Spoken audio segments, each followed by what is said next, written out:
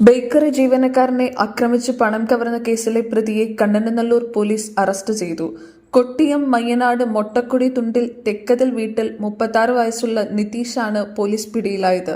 കേസിനാസ്പദമായ സംഭവത്തെക്കുറിച്ച് പോലീസ് പറയുന്നത് ഇങ്ങനെ: കണ്ണനല്ലൂർ ജംഗ്ഷനിൽ പ്രവർത്തിച്ചു വരുന്ന ഷാൻ ബേക്കറി ജീവനക്കാരൻ ജോലി കഴിഞ്ഞ് വീട്ടിലേക്ക് പോവുകെ പ്രതി നിതീഷ് ചില്ലറയുണ്ടോ എന്ന് ചോദിച്ച് ജീവനക്കാരനെ സമീപിക്കുകയും ചില്ലറയില്ലെന്ന് പറഞ്ഞ ജീവനക്കാരനെ ആക്രമിച്ചു. പോക്കറ്റിലുണ്ടായിരുന്ന പണം കവർന്ന് പ്രതി കടന്നുകളഞ്ഞു. തുടർന്ന് ബേക്കറി ജീവനക്കാരൻ കണ്ണനല്ലൂർ പോലീസിൽ പരാതി നൽകി.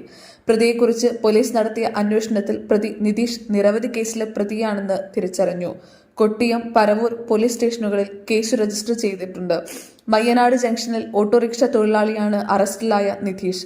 പിടിച്ചുപറി നടത്തിയ ശേഷം മയ്യനാട് പരിസരത്ത് കറങ്ങി നടന്ന പ്രതിയെ തന്ത്രപരമായി പോലീസ് പിടികൂടുകയായിരുന്നു. SI-മാരായ വിപിൻ, ഹരി, സോമൻ, CPO-മാരായ പ്രജീഷ്, ഹുസൈൻ എന്നിവരടങ്ങുന്ന പോലീസ് സംഘമാണ് പ്രതിയെ അറസ്റ്റ് ചെയ്തത്. പ്രതിയെ കോടതിയിൽ ഹാജരാക്കി റിമാൻഡ് ചെയ്തു. ന്യൂസ് കേരളം 24 വേണ്ടി ചാരു. ന്യൂസ് ഡെസ്ക്, കൊല്ലം.